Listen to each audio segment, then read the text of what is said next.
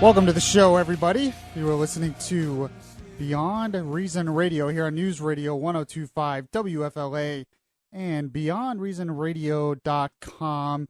And obviously we are celebrating, it's the 3rd of July, but tomorrow is the 4th of July. And tell me, Mike, please tell me you know this. Why do we celebrate the 4th of July?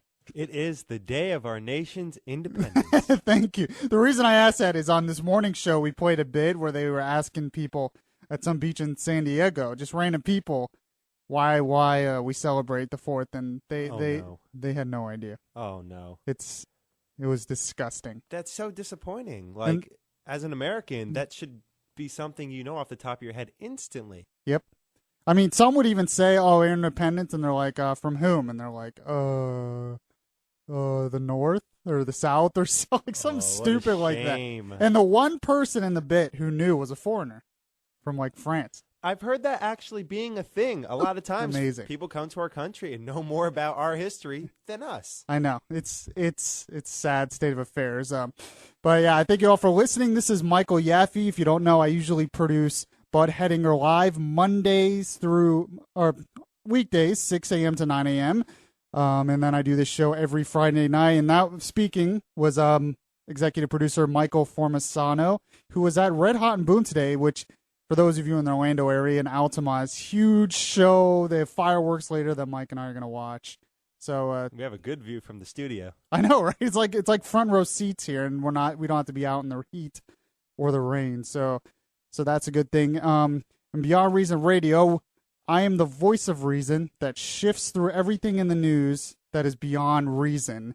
And we talk faith, culture, and politics. And Beyond Reason Radio is brought to you by Doc's Streetside Grill, one of my favorite restaurants on 1315 West Orange Avenue, right across from ORMC. Doc's Streetside Grill, your prescription for fun times.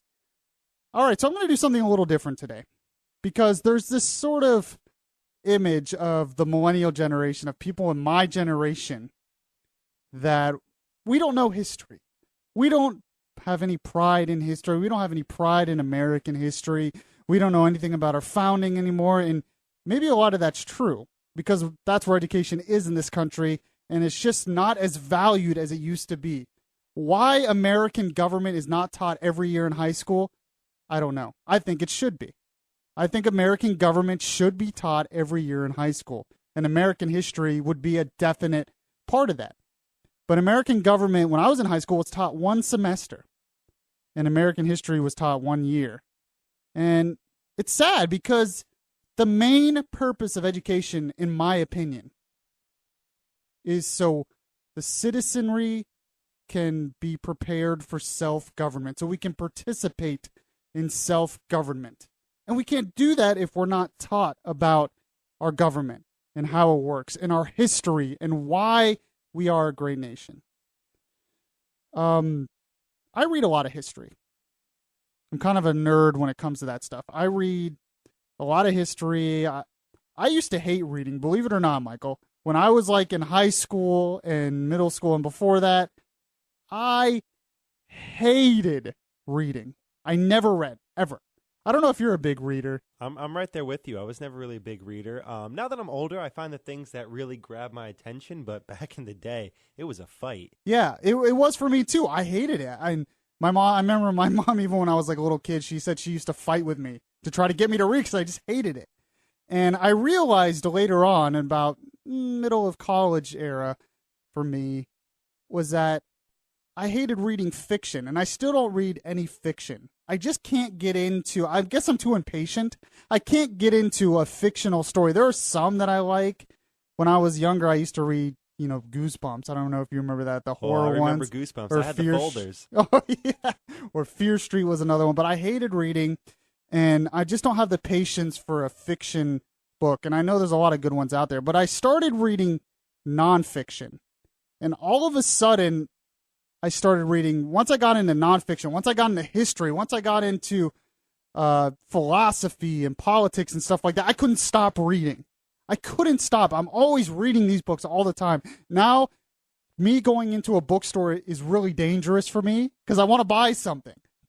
Because I guess I have a curious mind where if I go in a bookstore and I just see so many things that I want to know about.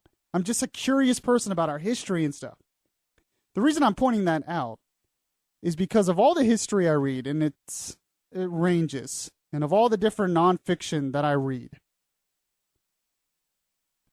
The main thing that I just cannot get enough of, that I read the most and I just cannot get enough of, is American history, but especially Revolutionary era, founding American history. The founding history, Revolution history, and then the history of how the Constitution was made, the constitutional era, and the beginning of our government.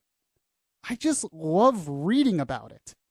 And I can't stop. I'm reading a book right now. It's called Jefferson and Hamilton, The Rivalry That Forged a Nation. Great book. I just love reading about that era. And I was thinking about it. I was like, why do I love this era of history so much that I just can't get enough of reading it? And I think it's because it was just amazing what was accomplished at that time. We don't really think about it now. In today's world, we are used to many countries, especially in the developed world, that have democracies. They have a republican system where they have a government voted, elected by the people. They have the president elected, president, prime minister in some different countries, elected by the people. But at the time of the founding, that really did not exist in the world. The British government had a parliament, but the king still had a lot of powers.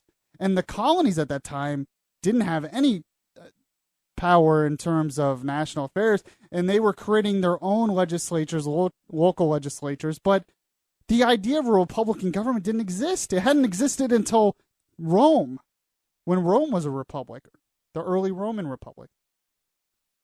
And this was, during the Enlightenment period, and there was a lot of talk about what it would look like.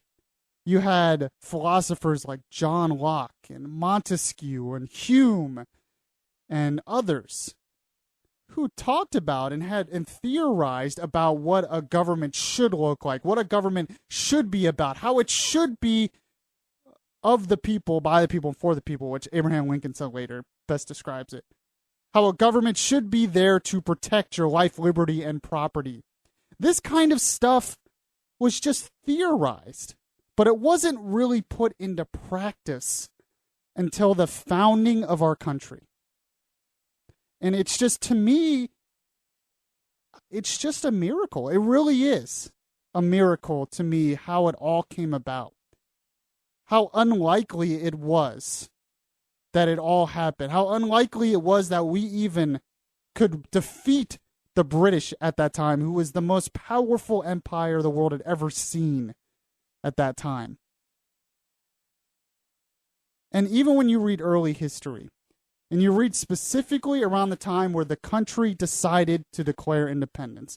Now, why was it that the country decided to declare independence? What had got them to this point where they just said, we can no longer be a part of the British Empire. We can no longer be colonies. We have to declare independence. And a lot of this is written in the Declaration of Independence when Thomas Jefferson points out the different abuses by the British government. But I mean, it started out earlier than that. In 1956, they had the Stamp Act, where the British basically forced the colonists who were making the paper, any documents, any official documents, was immediately taxed. The British government wasn't even making it. We were making it. And then we were having to pay taxes to the British on something we made. And we had no say. When I say we, obviously I wasn't there, but the United States had no say in this process. They had no representation. It was forced upon them. Okay, so we protested that, and eventually that got repealed. But then they came back, and they brought back the Townshend Acts, which added a bunch of new tax and tax on tea, and we protested that. And got some of that repealed, although the tax on tea stayed. Then they had the Tea Act, which was forcing American merchants to buy British tea. instead of, maybe tea made here locally.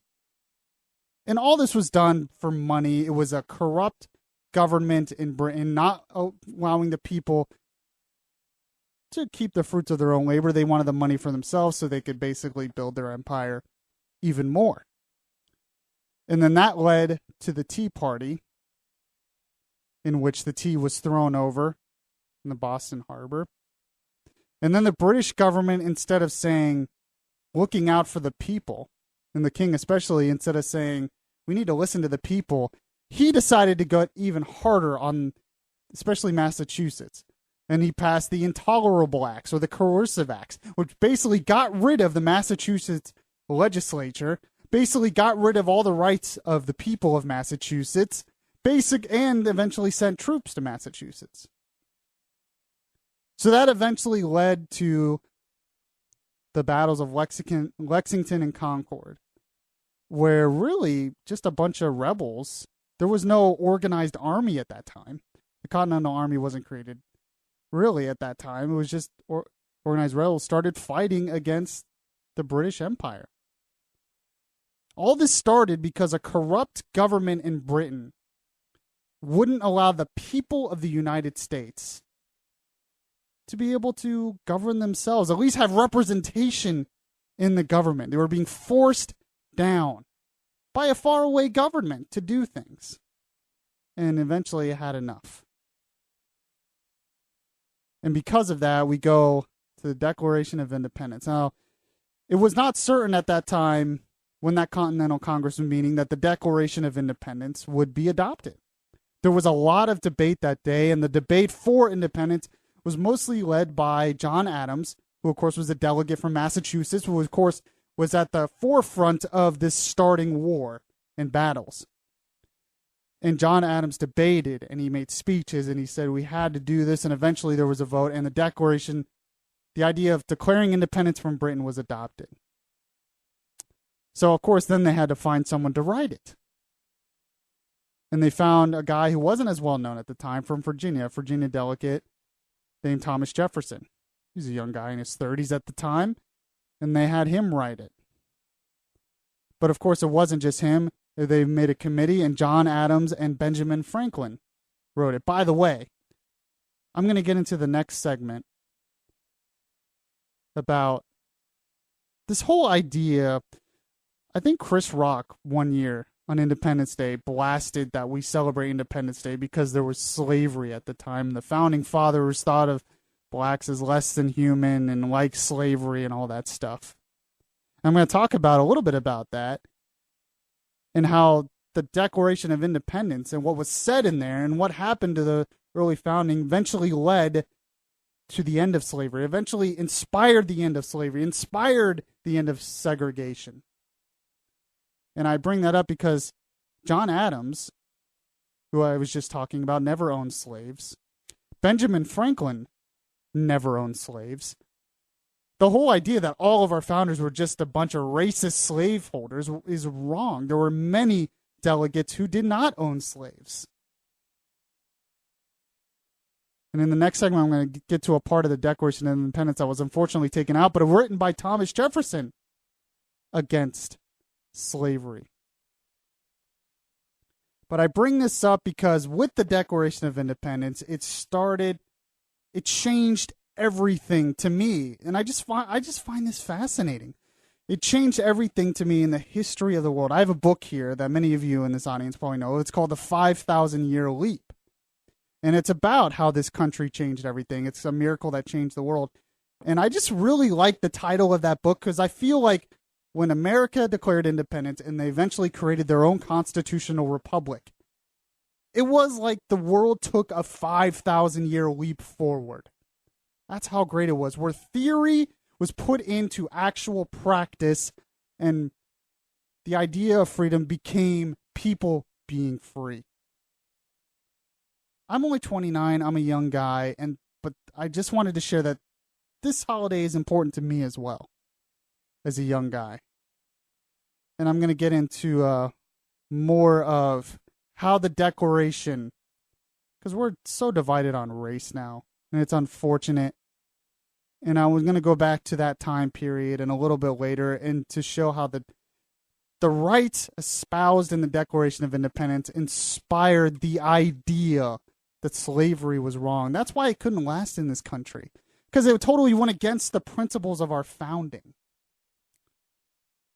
And it's just amazing. So I just love reading that stuff, and we're going to talk about that a little bit more. You're listening to Beyond Reason Radio, News Radio 1025 WFLA, and BeyondReasonRadio.com. Listen to the latest episodes of Beyond Reason. Download the podcast at Spreaker.com.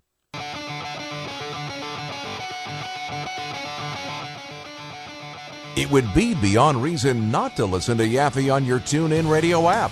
Download the app today and search Beyond Reason Radio. Happy Independence Day, everybody. I hope you have a safe Independence Day tomorrow. You're listening to Beyond Reason Radio with your host, Michael Yaffee, where we sift through everything in the news that's beyond reason. We talk faith, culture, and politics. And today we're talking history and what it means to me, what Independence Day really means to me, because I just think it's important.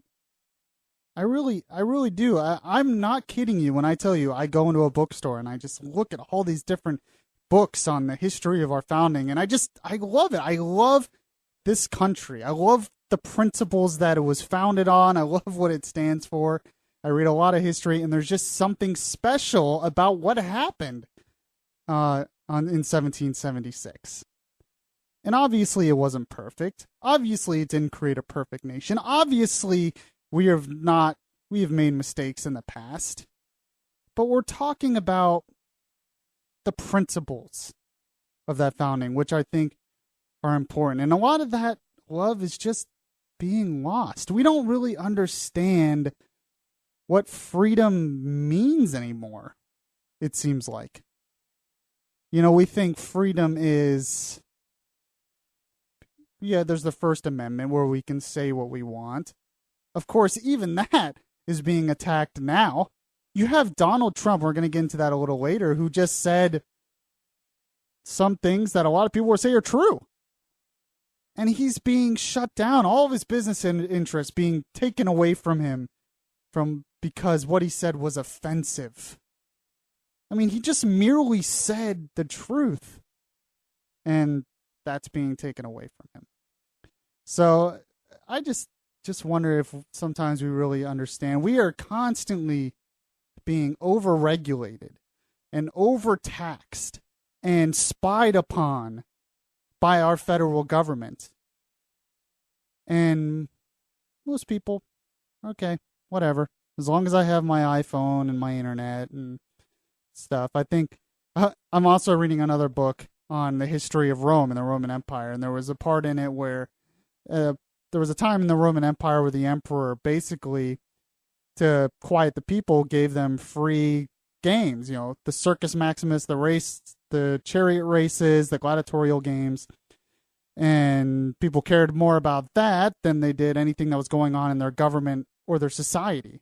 And there was and I forget the guy's name, there was a poet who had talked about this, and he basically said all the people care about is the circus and bread. As long as they have their circuses and their bread, they're happy. And sometimes I feel like that's where we are now. We have our circuses, which is now TV and sports and other things, and we have our bread, our food, and we're happy. We don't care about that our freedoms are being taken away. So that's why I wanted to get into this a little bit, because I think it's important to go over this stuff for every generation. And by the way, if you have any comments on what I'm saying, you can call 407-674-1025. One thing I think is interesting, though, this is a new movement, is attacking our founders as racist. This is happening a lot in academia. It's happening a lot in the African American movement.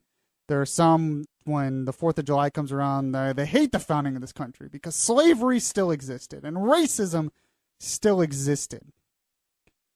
And what I would tell those people is, yes, it did. But slavery has existed in the history of the world since its beginning. It wasn't until after the Civil War, it wasn't until much later with the principles of the founding of America, that slavery was basically taken away. It's a very recent thing in history that slavery doesn't exist in the developed world. In terms of the big perspective of history, it just existed. But I find it interesting because one person that's attacked is Thomas Jefferson. There is actually people promoting now that the Thomas Jefferson Memorial should be taken down because he owned slaves. The writer of the Declaration of Independence, the writer of the line that we are endowed by our Creator with certain alienable rights, that among these are life, liberty, and the pursuit of happiness. The writer of that line, they're saying his statue, his memorial should be taken down.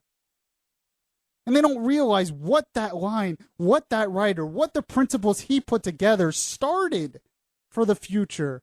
Those principles got rid of racism and slavery in the future. But they don't care about that. And I thought it was interesting because there was a part of the Declaration of Independence, a rough draft of the Declaration of Independence that he wrote, that unfortunately was taken out because some delegates in the South didn't want it in there. But this shows you what Thomas Jefferson believed, and he was upset this was taken out. This is what he said. Unfortunately, it didn't make the final cut. He's talking about the King of England. He has waged cruel war against human nature itself, violating its most sacred rights of life, liberty, in the persons of a distant people who never offended him, captivating and carrying them into slavery in another hemisphere, or to incur miserable death in their transportation hither. And he is now exciting those very people to rise in arms among us, and to purchase that liberty of which he had deprived them, by murdering the people upon whom he also had obtruded them, thus paying off former crimes committed against the liberties of one people, with crimes which he urges them to commit against the lives of another. He basically is bashing slavery as something spread to the colonies by the leaders in Britain and the King of England. There are many other letters that Jefferson has wrote that he said slavery is against the principles of our founding, that slavery should be abolished. He wanted slavery abolished, and he actually predicted that there would be a civil war in this country one day if it was not abolished. There was nights where he would wake up in a cold sweat because he saw the future, that this could be a very dividing issue in this country. And yes, he owned slaves, mostly because his family before them owned it. But this just shows you that the principles of our founding were there. And it was those principles that were quoted later by abolitionists, life, liberty, and pursuit of happiness. It was quoted later by Lincoln. By the way, you ever read, we've all heard the Emancipation Proclamation. At the beginning of that speech, who does Abraham Lincoln reference? He references the founders and the founding principles that would eventually lead to the end of slavery. And there was another person, you go even later, when slavery is finally ended, but there was still racism and there was still segregation. And you would think some of the African-American leaders of the time would hate the founding of this country because segregation and slavery had existed. But, and Mike, I'm going to have you place some audio here, Martin Luther King audio. And hold on a sec, we'll get to it in a sec. We all know the part of Martin Luther King's speech where he said, "I have a dream." But there's one part of his speech that I found very interesting. And once again, it goes back to the Declaration of Independence, the 4th of July, the founding country and the founding principles of this country. This is what Martin Luther King said. When the architects of our republic wrote the magnificent words of the Constitution and the Declaration of Independence, they were signing a promissory note to which every American was to fall heir. This note was a promise that all men, yes, black men as well as white men, would be guaranteed the unalienable rights of life, liberty, and the pursuit of happiness. What did Martin Luther King quote there? This is when he is having the big speech, the big demonstration, the movement against segregation and racism in this country. And to galvanize the people, who does he quote? He quotes Thomas Jefferson in the Declaration of Independence. He talked about the founding countries, the magnificent documents, he said, of the Constitution and the Declaration of Independence, and then quotes that Declaration of Independence. Do you see what I'm getting at here? How great those principles were? That even people like Martin Luther King, many years later, would reference back to it, and those principles would lead to a movement that ended slavery and ended segregation in this country. Don't forget how special this holiday really is. Special to me. 407-674-1025 if you have any comments. We're going to get into some news as well. I want to talk about the Supreme Court again. I talked about Supreme Court last week. I have a little update. I guess this is a little me saying how I was right again. Oh, it's only been 1 week and I've already been proven right. You'll see what I'm talking about. You're listening to Beyond Reason Radio, News Radio 1025 WFLA and BeyondReasonRadio.com. Download the iHeartRadio app and catch the Beyond Reason Radio podcast.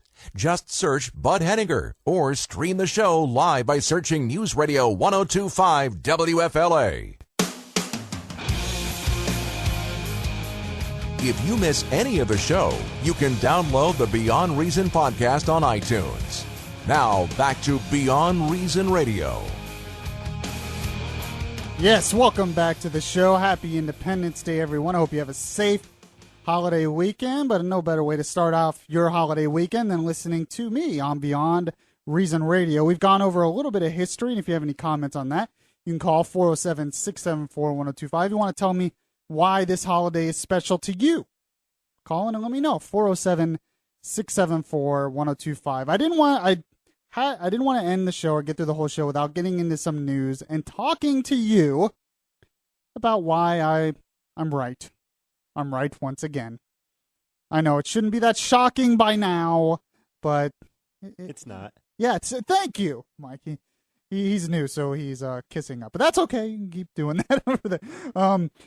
So last week I told you about how the Supreme Court rulings on gay marriage and Obamacare, especially gay marriage, which is really a states' rights issue, not mentioned in the federal Constitution, gives the Supreme Court a lot of power. It was something decided by basically 5 people in Black Roads. Really, 1 was the deciding vote.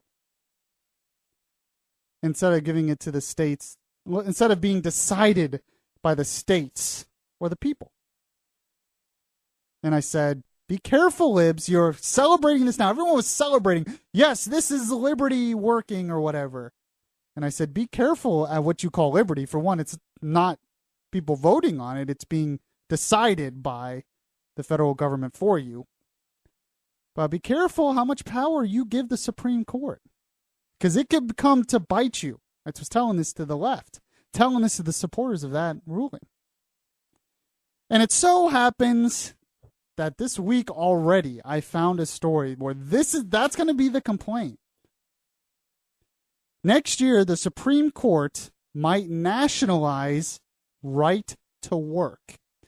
Now, I'm sure you all know what that means. Right to work. We're Florida, we're a right to work state, but there are a lot of states in this country where if you work for a certain industry, they can force you to pay union dues. Basically forcing you to be a part of a union, even if you don't want to be. So, and there's a case in California where the California Teachers and the Christian Educators Association International have asserted the right of public employees to decide for themselves whether to join a union or whether non-union members to pay the equivalent of union dues, which can reach $1,000 annually. They're arguing that they should not be forced to join a union, which only makes sense. It's amazing that in a free country, we are forced to pay, if we're a part of business, we're forced to pay union dues. But states do this, and different states have decided different ways on this. So the Supreme Court has decided to take this case. And there's going to be an argument, and there very well might be where the end of forced union use in this country, where basically the whole country will become right to work, which would be great for business, great for economics. It seems like a decision I would support, but I started thinking about this. This is another issue that really is mostly a states' rights issue, where the states and the people in those states should decide on this. But now it's going to the Supreme Court, and the Supreme Court's going to decide once and for all. And if they decide to get rid of forced union dues on certain people, they decide that, all of a sudden you're going to have the people on the left, all these people who supported the gay marriage decision, and you go on Facebook and everybody has their rainbow colored pictures and all this stuff. All those people, well, a lot of those people probably won't even pay attention, but a lot of people on the left are going to be saying, how could the Supreme Court do this? They have too much power. This is a states' rights issue. How can we let the Supreme Court have this much power against the people of this country? That's what you're going to hear.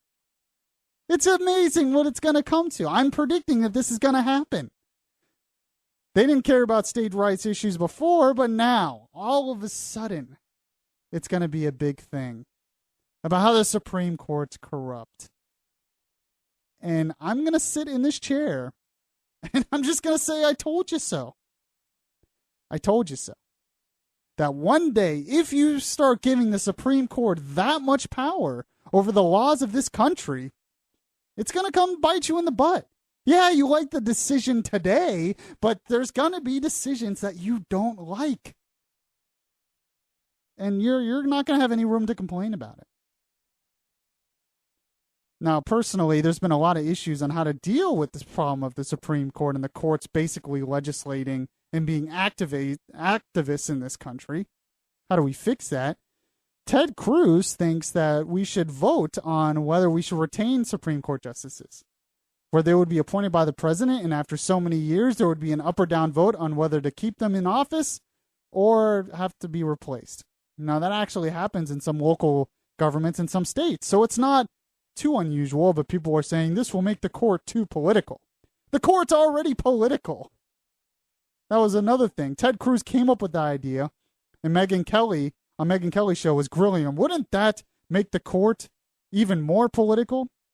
Megyn, the court's already political. Whether you like it or not, it has become another politically divided institution where they make decisions not based on the rule of law, but politics. So we need to have another check on the Supreme Court. Honestly, I think the best solution is to have an amendment to the Constitution. I'm not the one who came up with this idea, others have, but we need to have an amendment to the Constitution with term limits for the Supreme Court. Lifetime appointments for the Supreme Court makes no sense to me. There needs to be term limits. We have term limits for the president. We need term limits for Congress. And we need term limits for the Supreme Court. It's the best way to check their power. It's another reason why we need to elect a conservative president this next term so he can appoint Supreme Court justices who actually pay attention to what the law and the Constitution says. That would be a good thing. That might be a good idea. So, but there's some issues there, and I'm just telling you, it's just one of these I told you so moments. It's going to be beyond reason that all these people out there are going to start complaining about the Supreme Court next year. Remember next year when this happens, you heard it here first. And I told you so. All right. Speaking of people always being offended at things and everything, you know, if you criticize gay marriage, people get offended at it and they call you a hater. Well, Trump's been in the news lately, and Mike, I'm going to have you play the audio here. Donald Trump's been getting in a lot of controversy for what he said when he announced he was running for president. And he was talking about illegal immigrants coming into this country. Univision has canceled contracts with them. Macy's has canceled contracts with them. NBC has canceled contracts with them all over these statements. Michael, will you play that for me?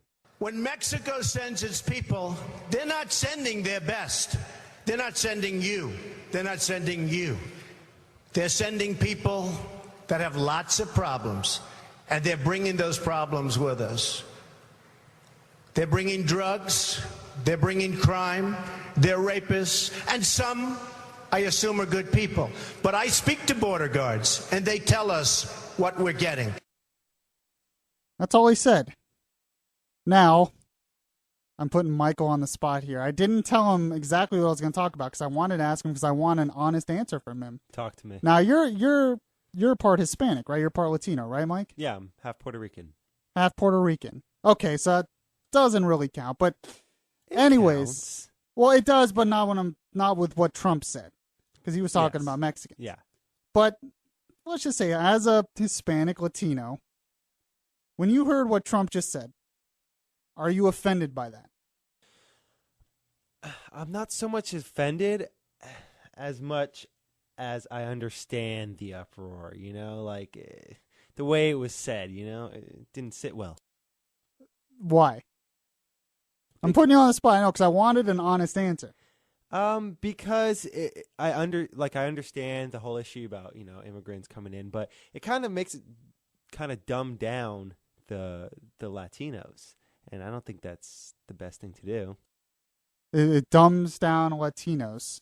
All right, 407-674-1025. Do you agree with Trump or do you agree with Mike? I had to put him on the spot here. You're part of the show now, so what happens? But cool with it. But I guess in terms of a lot of the illegal immigrants coming from Mexico, would you acknowledge with me that a lot of them are criminals? There's no doubt that a lot of them are probably criminals, right? You can't deny that there's a high percentage of criminals that are coming in from the borders. Right. What that percentage is, I don't know. Yeah, and it's hard to come up with because while in states like, I was doing some research before, like states like in Arizona and California, there is a very high immigrant prison population, but nobody counts which ones are illegals and which ones are not illegals. Most likely, most of them are illegal immigrants. There probably is a lot of crime. And the fact is, when they come into this country illegally, that is a crime in itself. So that's sort of another thing. But I'm just curious because I'm trying to get into sort of the Latino mindset of what exactly Trump said that's offensive. I've noticed, too, that the Latino community seems to be split with the way they feel about it. There were shows on Bud's show earlier where we were getting calls where one people are saying they're not offended by it. Other people were, in an uproar about it. Right. But I'm trying to get to the core of this, Mike. I'm going to get to it. What is exactly that he said that might offend a lot of Latinos, you think?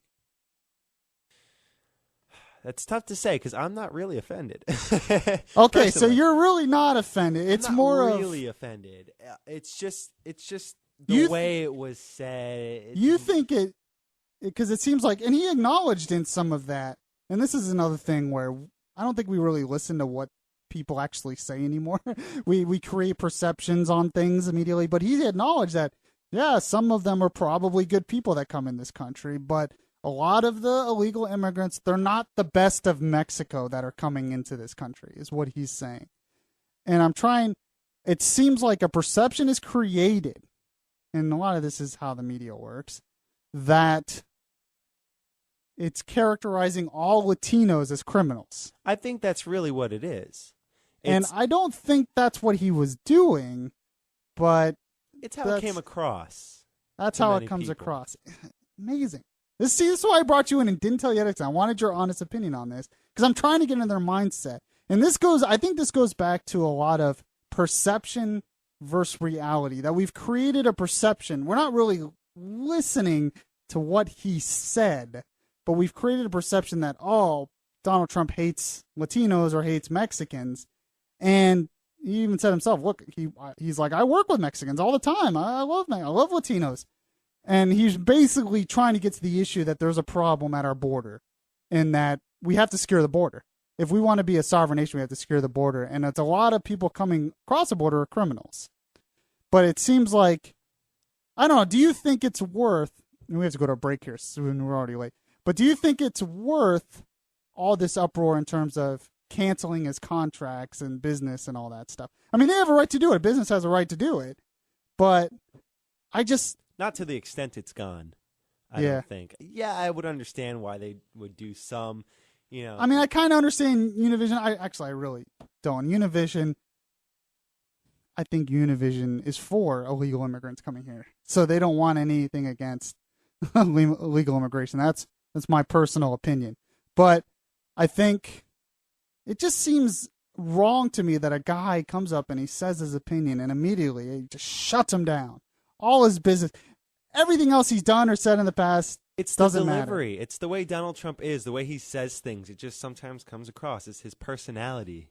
It's very interesting, though, because he's getting up there in the polls. A lot of people are responding to what he had to say. All right, let's go to break, and we'll get more to this. You're listening to Beyond Reason Radio, News Radio 102.5 WFLA, BeyondReasonRadio.com. If you like Beyond Reason Radio, well, make sure to show it by liking the Facebook page at facebook.com/Beyond Reason Radio. Subscribe to the Beyond Reason podcast today on your Stitcher app and hear the voice of reason anytime. You are listening to Beyond Reason Radio here on News Radio 102.5 WFLA and BeyondReasonRadio.com. All right, so it's been a little bit of a interesting show, a little bit of history, and I found this other piece which I thought was interesting. It doesn't really have to do with Independence Day, but it does. And I just thought it was fascinating because it goes into another president, another great president, which was Coolidge, Calvin Coolidge. This is from humanevents.com. Calvin Coolidge was America's most successful conservative president. And you're like, why am I talking about this? Why is this even a topic here?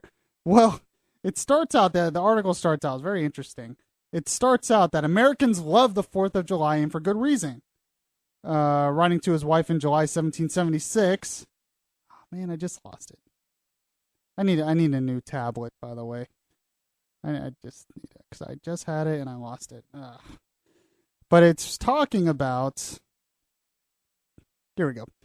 Americans love 4th of July for good reason. Writing to his wife in 1776, John Adams hailed the 4th as the day of deliverance and predicted that it would be celebrated by succeeding generations as a great anniversary festival. And he was right. But there was a president who was actually born on the 4th of July much later. And he was born on July 4th, 1872. And that was Calvin Coolidge. Now, Calvin Coolidge is very interesting. When you think of conservative presidents, you don't often think of him. But he's sort of making a resurgence in history, and you will see, reading through the history, that he deserves it. And it was very good that he was born on that day, and very notable. And Calvin Coolidge, this is some of the stuff that he did. Shows you that change is possible. That true leadership is possible. He oversaw a program of comprehensive tax reform, the reduction of the top marginal income tax rate of 70% to 24%, the removal of most Americans from the income tax rolls completely, the longest period peacetime expansion and prosperity in U.S. history, and astoundingly, an absolute reduction in the size of the federal bureaucracy. He was arguably America's most successful conservative president. He said on the 150th anniversary of the Declaration of Independence, he closed with these words: "The Declaration of Independence is the product of the spiritual insight of the people. We live in an age of science and of abounding accumulation of material things. These did not create our Declaration. Our Declaration created them. The things of the Spirit comes first. Unless we cling to that, all our material prosperity, overwhelmingly though it may appear, will turn to a barren scepter in our grasp. If we are to maintain the great heritage which has been bequeathed to us, we must be like-minded as the fathers who created them." interesting words on the Declaration of Independence from someone who was born on the 4th of July and was born on the 4th of July, who loved this country, and he lived it with exactly how he ran the country. And he saw that God was an integral part of the founding. Integral part.